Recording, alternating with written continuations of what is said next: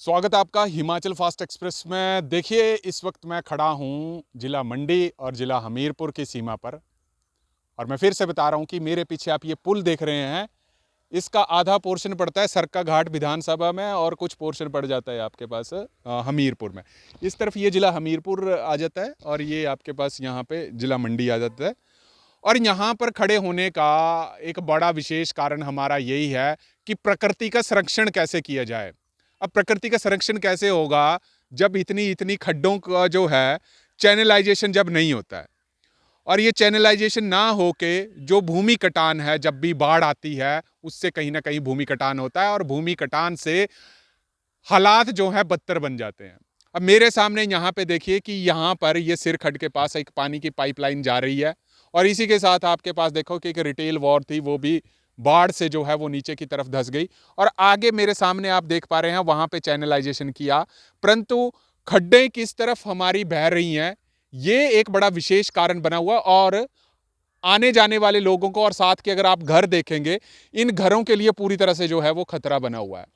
पिछली बरसातों की बात हम करेंगे तो इस पिछली बरसात में यहाँ पर इतनी तबाही मची और इन घरों को इतना ज़्यादा नुकसान हुआ। और इसके अगर आप नीचे की तरफ चले जाएंगे तो नीचे की तरफ लोगों ने अपना दुख दर्द रोया, लोगों की ज़मीनें जो थी वो पूरी तरह से धराशायी हो गई। परंतु स्थिति की अगर हम बात करें, स्थिति वहाँ की वहीं है और इन चीज़ों के ऊपर शायद ही कोई ध्यान देता है। खड्डें किस तरफ अपना रुख कर रही हैं, आम आदमी के लिए ये भी सोचने का विचार है और सरकारों के लिए भी सोचने का विचार है।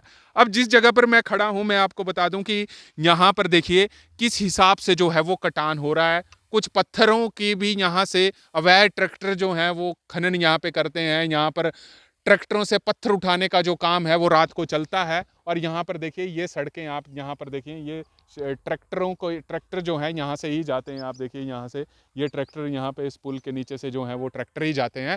परंतु जिस हिसाब से आप देखिए कि भूमि का कटान हो रहा है, ये एक चिंता का विषय बना हुआ है। और जब बरसातें आती हैं, बरसातों से नुकसान होता है और हमारी खड्डों के बीच में पत्थर नहीं रहेंगे और खड्डे अपने आप अपना रूप जो है वो अलग से जहां पर उनका बहाव होगा उस तरफ अपना बहाव ले जाएंगी और नुकसान जो है वो पूरी तरह से होगा। और ये चिंता का विषय इसीलिए बना हुआ है क्योंकि हिमाचल प्रदेश में पिछले साल तो आपने त्रासदी देखी, परंतु जिस हिसाब से ये भूमि का कटान हो रहे हैं, आप देखते हैं जाहू के पास की बात करें, बम हल्के की बात करें या यहाँ की बात करें, सरकार अपनी तरफ से जो है कुछ लोगों को लाइसेंस देती है कि आप साइंटिफिक तरीके से जो है वो खनन कीजिए, रेता निकालिए, पत्थर निकालिए। ये बात अलग है कि यहाँ पर हमने अपनी रिपोर्ट में भी यहाँ पर कहा कि 80 से 120 ट्रैक्टर जो हैं यहाँ पर दिन रात पूरे हल्के में 10 किलोमीटर के दायरे में खनन करते हैं। खनन माफिया हैं जो बिना अवैध तरीके से जो है ट्रैक्टरों पर पत्थर ढोते हैं। और यहाँ पर आम जनता जरूर यहाँ पर कहती नजर आती है कि क्यों इन लोगों के पेट पे लात मारी जाती है, आपको क्या तकलीफ है। देखिए, गलती चाहे छोटी हो बड़ी हो, बिना लाइसेंस और बिना उठाना वो कहीं ना कहीं गलत है। और इस विषय के ऊपर ये ध्यान देना जरूरी है कि प्रकृति का, चाहे हम वन संपदा की बात करें, अपनी नदियों की बात करें, हम अपनी संपदा को कहां तक सुरक्षित रखते हैं।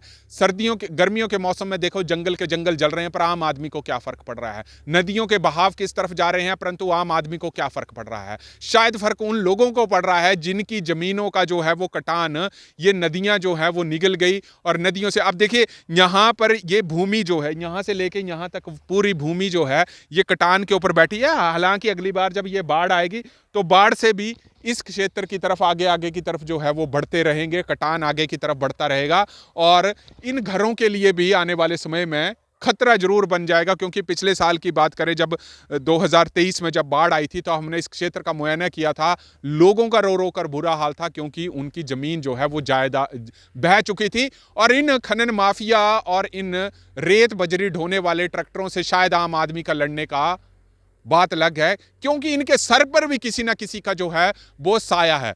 हमारे सूत्रों के मुताबिक सरकार को भी कई बार लिखा गया कि सिरखड्ड के ऊपर जो है चैनलाइजेशन किया जाए और जो अवैध खनन कर रहे हैं उनके ऊपर धरपकड़ की जाए, परंतु शायद वो हमारे सूत्रों का जो कहना है कि सरकार को कई बार लिखा गया, परंतु सरकार ने भी उसके ऊपर, चाहे भाजपा की सरकार थी चाहे कांग्रेस की सरकार थी, हमारी नदियों के और इन संपदा के जो हालात हैं वो रोज से रोज बदतर हो जाएंगे, परंतु वो दिन दूर नहीं कि इसका खामियाजा आम आदमी को ही भुगतना पड़ेगा, नॉर्मल आदमी को ही भुगतना पड़ेगा, क्योंकि ये चीज़ें कहीं ना कहीं हम और आपको ही बर्बाद कल को करेंगी अगर इनका संरक्षण जो है पूरी तरह से नहीं किया गया। तब तक आप जुड़ रहिए हरीश वर्मा के साथ हिमाचल फास्ट एक्सप्रेस के लिए।